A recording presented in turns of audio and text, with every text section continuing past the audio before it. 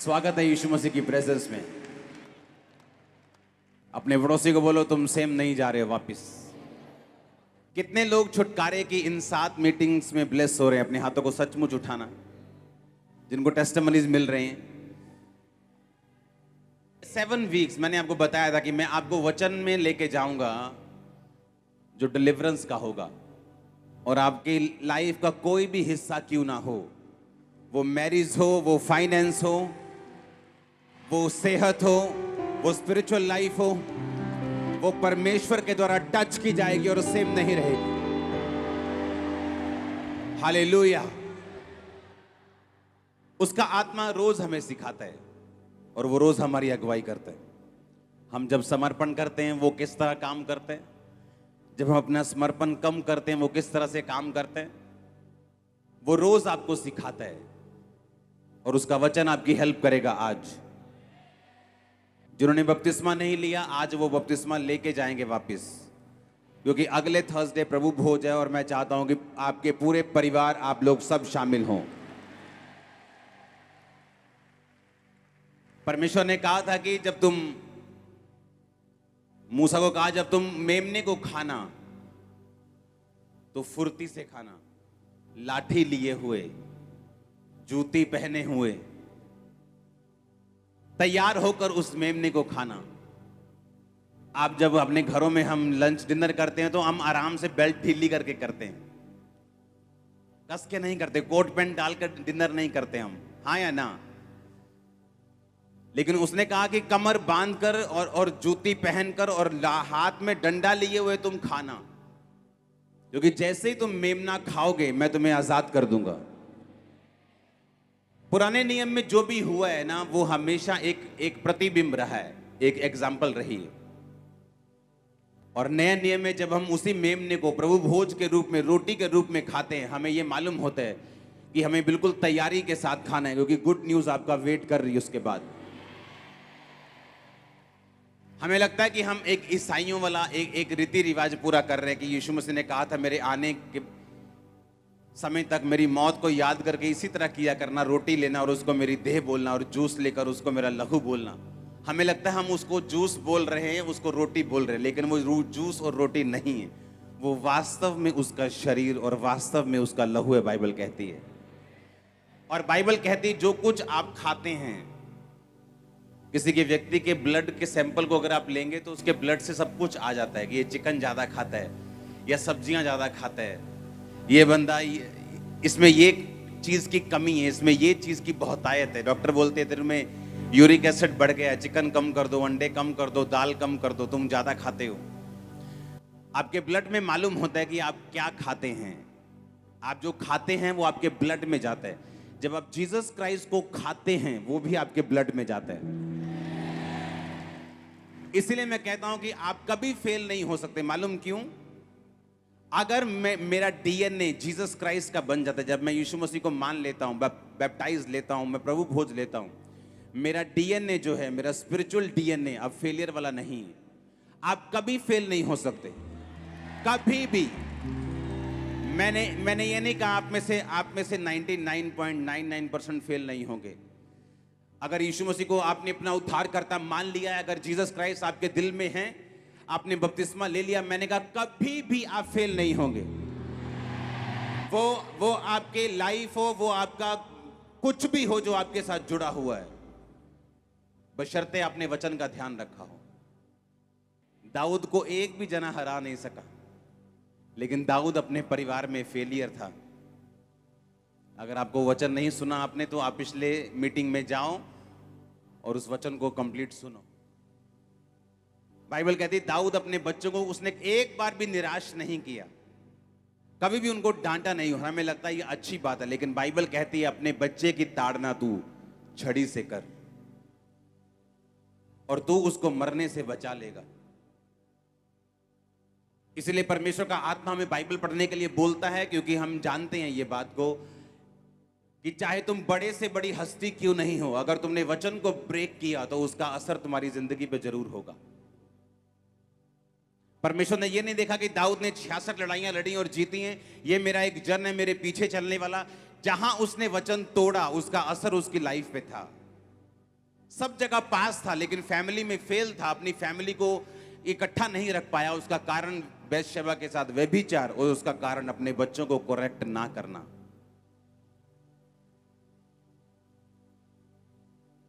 एक एक बिंदु बाइबल का सच है। उसने कहा अपने बच्चों को उसी रास्ते पर ट्रेनिंग दे जिस रास्ते पर तू उसको चलता देखना चाहता है।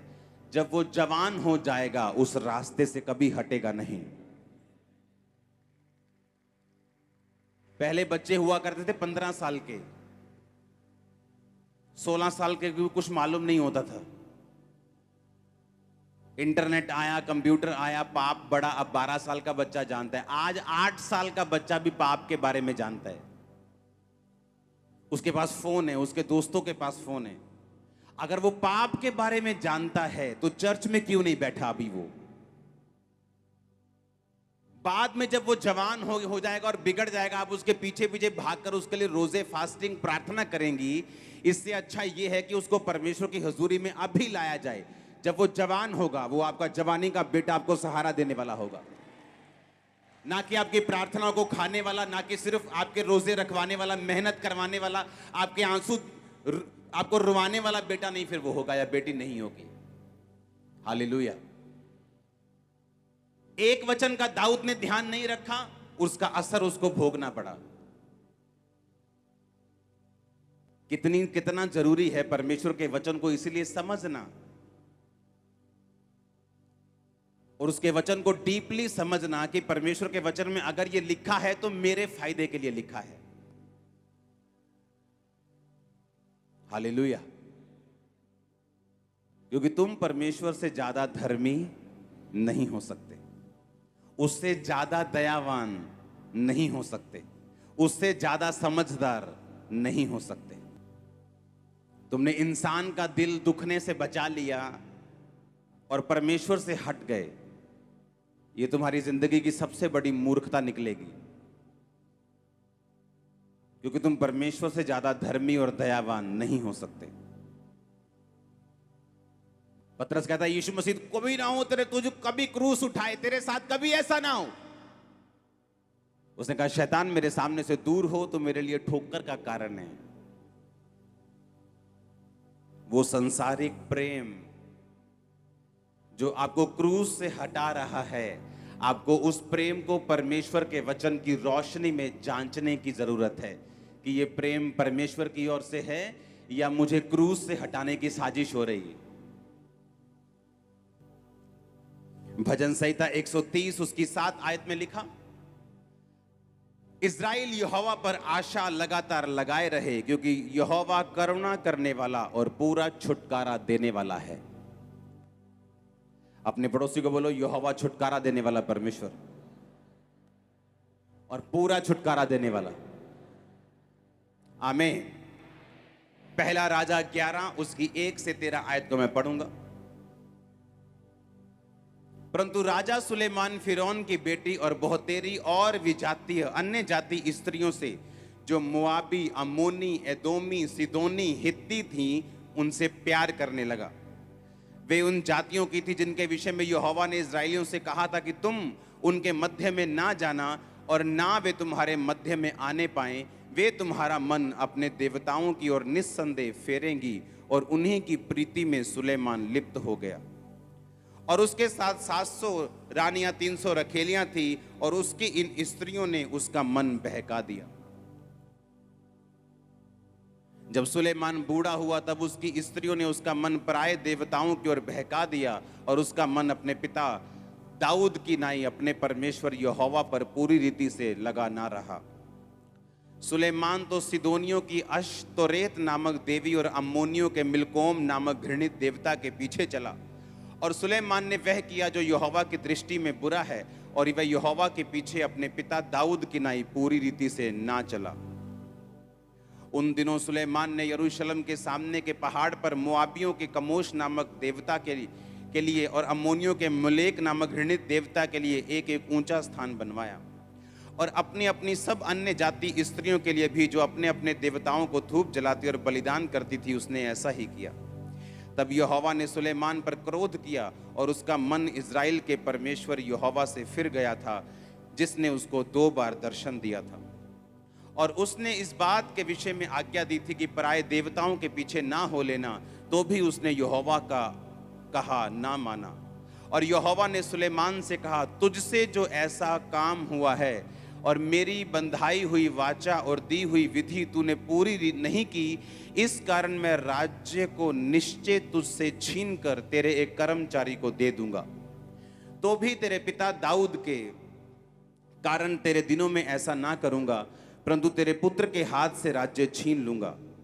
फिर मैं ये पूर्ण राज्य तो ना छीन लूंगा, परंतु अपने दास दाऊद के कारण और अपने चुने हुए यरूशलेम के कारण मैं तेरे पुत्र के हाथ में एक गोत्र छोड़ दूंगा।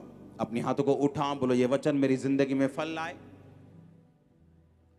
जितना मैं सुनूं मैं उसे कबूल करूं, उसे मानूं। आमीन। मैंने आपको दाऊद के बारे में बताया, हाँ या ना? हर जगह कामयाब, परिवार में फेल, कारण परमेश्वर के वचन को फॉलो नहीं किया। उसने कहा यहोवा पूरा छुटकारा देने वाला परमेश्वर है। जब परमेश्वर आपको देखता है तो वो इस निगाह से देखता है कि मैं इसकी पारिवारिक प्रॉब्लम से इसको छुटकारा दूंगा, मैं इसको फाइनेंशियली छुटकारा दूंगा, मैं इसको गलत आदमियों से छुटकारा दूंगा, अनफ्रूटफुल लोगों से छुटकारा दूंगा, मैं इसकी बीमारी से छुटकारा दूंगा, मैं उसे पूरा छुटकारा दूंगा। बाइबल कहती है यहोवा पूरा छुटकारा देने वाला परमेश्वर है। बहुत से अमीर लोग हैं, बहुत से अमीर सेलिब्रिटीज हैं, उनके पास पैसा है पर छुटकारा नहीं। कोई डिप्रेशन से लड़ रहा है, कोई बीमारी से लड़ रहा है, कोई फैमिली फेलियर से लड़ रहा है, क्योंकि उनके पास पूरा छुटकारा नहीं मिल सकता, क्योंकि बाइबल कहती है यहोवा ही है जो पूरा छुटकारा तुम्हें दे सकता है। अब सुनो ध्यान से,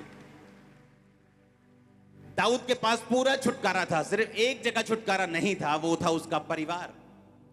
कारण था खुद दाऊद कि उसने परिवार के विषय में परमेश्वर की आज्ञा को नहीं माना, और जो कुछ परमेश्वर का वचन कहता था उसने फॉलो नहीं किया। क्योंकि परमेश्वर, बाइबल कहती है, वो पक्षपात करने वाला परमेश्वर नहीं है। ना ही वो शक्लों को देखता है, ना ही वो ये देखता है कि तुम कितने बड़े दास हो या कितने छोटे विश्वासी हो। अगर तुमने वचन फॉलो किया वो तुम्हें ब्लेस करेगा, अगर तुम वचन से हटे तो तुम खुद श्रापित हो जाओगे। वो सुलेमान जिसको परमेश्वर ने 2 बार दर्शन दिया, पहली बार जब उसको बुद्धि देनी थी, जब उसको, उसके बाद जब उसने परमेश्वर का भवन बनाया तब उसको दर्शन दिया। सुलेमान के जैसे कोई बुद्धिमान व्यक्ति पूरी दुनिया में नहीं था। दूर दूर से लोग उसको देखते, उसको उसके कपड़े, उसके खाने, उसके पहनने, उसके जो लोगों के साथ मिलने का सिस्टम था, जो उसके कर्मचारी थे, वो उनको देखने के लिए दूर दूर से आते थे। और बाइबल कहती है ऐसी धरती पे कोई चीज नहीं थी, आसमान पे कोई चीज नहीं थी जिसका जिक्र सुलेमान ने नहीं किया हो। जितने नीति वचन लिखे उसने, उनमें से 5% भी बाइबल में नहीं है जितने उसने टोटल लिखे थे। कुछ आप बाइबल में पढ़ते हैं। आपके लिए छुटकारा जरूरी है, हाँ या ना? मैंने क्रिश्चियन लोगों को भी बंधुआई में देखा है। ये 7 हफ्ते में आपको छुटकारे का वचन दे रहा हूं, इसे ध्यान से सुनना। एक छुटकारा पास्टर को भी चाहिए अनफ्रूटफुल लोगों से अगले लेवल पे जाने के लिए। छुटकारा बंधनों से, कि उसके पास ऐसे कांटेक्ट नहीं है जो रियली फ्रूटफुल हो। फाइनेंशियल छुटकारा कि हर टाइम एक ही लेवल पे आप रहते हैं। उस कर्ज से छुटकारा कि आपकी फैमिली में कोई भी उस एक हद से आगे नहीं बढ़ पाता। अगर आपने इस वचन को फॉलो किया, आपके बाप दादाओं से जो गरीबी चलती आ रही मिट्टी में मिल जाएगी यीशु मसीह के नाम में। आप उसे ब्रेक कर देंगे। पहले होंगे जो जहाज पे बैठेंगे और अमेरिका घूमेंगे। मैं आपको सच कह रहा हूं, मैं आपको सच कह रहा हूं। आप फर्स्ट होंगे जो वो चीजें बाय करेंगे जो आपकी फैमिली ने नहीं की। मैं आपको सच कह रहा हूं, अगर आपने ये वचन को ध्यान से सुना, आपके बच्चे आपके रिश्तेदारों के बच्चों से कहीं उत्तम होंगे। अगर सुनो मेरी बात वचन की है। यहां मैं वचन दे रहा हूं, क्यों? वहां बैठा एक बंदा अपने 14 साल की मुश्किल से डिलीवरेंस ले रहा है, जो गुरदासपुर में बैठा है, जो कनाडा में बैठा है। कारण परमेश्वर का वचन है, उसकी सामर्थ है। अगर आप उसके वचन को ये 7 हफ्ते फॉलो करेंगे, 7 हफ्ते चर्च मिस नहीं करना, लगातार जो ऑनलाइन है वो हर सरमन सुनेंगे। 7 आप सभी को जय मसीह की दोस्तों, मेरा नाम है रोहित कुमार। आप देख रहे हैं द इशू इंस्पायर चैनल में आप सभी का स्वागत करता हूं। दोस्तों, आपने वीडियो में देखा कि कैसे आज मसीही लोगों के साथ मसीही लोगों को टारगेट किया जा रहा है। मसीही लोगों को बार बार इस बात को कह कर के सताया जा रहा है। कभी उनके चर्चों पर हमला करते हैं, कभी उनके चर्चों पर झंडे लगाते हैं, और कहीं उनके चर्चों पर इस बात को एलिगेशन लगा करके उनके चर्च को बंद करवा दे रहे हैं। क्योंकि मेरे प्यो, आज हमारे परमेश्वर ने इस बात को कहा था कि आपको चिंता करने की ज़रूरत नहीं है। आप सुनोगे कि चर्च में अटैक होगा, आप सुनोगे कि आपको बहुत ही ज़्यादा सताया जाएगा, आप देखोगे कि आपको मारेंगे, पीटेंगे, आपको परेशान करेंगे, लेकिन आपको हताश और आपको डरना और आपको घबराना नहीं है। क्योंकि परमेश्वर आपके साथ है। वो हर एक चीज़ से आपको बचाएगा, वो हर एक चीज़ से आपको आज़ाद करेगा। इसलिए मेरे प्रियो, परमेश्वर का वचन कहता है आपको निराश होने की, या आपको परेशान होने की, या आपको चिंता करने की ज़रूरत नहीं है। बस आप विश्वास रखो, प्रभु के वचन के तहत चलो। वो आपको हर एक चीज़ से, हर एक दुख दर्द से, हर एक मुसीबत से, हर एक प्रॉब्लम से वो आपको आज़ाद करेगा। इसलिए मेरे प्रियो, प्रभु का वचन कहता है कि आपको विश्वास रखना। और मैं आपको कुछ ऐसे वचन पढ़ने जा रहा हूँ। यहाँ पे परमेश्वर का वचन कहता है, मत्ती की पुस्तक अध्याय यहाँ पे लिखा हुआ है 14 से 6 में पढ़ते हैं। यहाँ पे यीशु ने कहा कि मैं मार्ग, सत्य और जीवन हूँ, और मेरे द्वारा कोई भी पिता के पास नहीं आता, और जब तक वह मुझे नहीं आता। इसका मतलब यह है कि यदि कोई व्यक्ति यीशु पर सच्चे विश्वास के बिना सिर्फ धार्मिक कृत्यों और जैसे चर्च जाना और चर्च जाने में भाग लेते हैं, तो वह उद्धार से वंचित रह सकते हैं। यानी कि मेरे प्रियो, प्रभु कहता है कि अगर आप लोग अपने जीवन में इस संसार के दिखावे में पड़ते हो, या संसार के दिखावे में आकर के अपना कोई काम करते हो, तो प्रभु कहता है कि आप अपने जीवन में आपको हर एक चीज़ से वंचित कर दिया जाएगा, और परमेश्वर आपको हर एक चीज़ से आज़ाद नहीं करेगा। इसलिए आप लोगों को विश्वास रखना है, प्रभु के वचन पे चलना है, प्रभु के बताए हुए मार्ग में रहना है। वो सर्वशक्तिमान परमेश्वर आपको आज़ाद कर देगा। और यहाँ पे परमेश्वर का वचन कहता है, 2 में पढ़ते हैं, कुरिन्थियों की पुस्तक अध्याय 5 से 17 में लिखा हुआ है। यहाँ पे पढ़ते हैं, इसलिए यदि कोई मसीह में हो तो वह नई नई दृष्टि, पुरानी बातें जाती रही, और देखो सब कुछ नया हो गया है। और यह बताता है कि चर्च जाने का मतलब सिर्फ धार्मिक रूप में उपस्थित होना नहीं, बल्कि जीवन में ईश्वर के साथ सच्चा परिवर्तन लाना बहुत ज़रूरी है। इसीलिए जितने मेरे मसीह भाई बहन हैं, आप सभी लोगों से कहना चाहता हूं कि आप लोग विश्वास रखना सीखो और प्रभु के वचन के तहत चलना सीखो। God bless you all of you. आमीन। नेक्स्ट वीडियो मिलता हूं दोस्तों।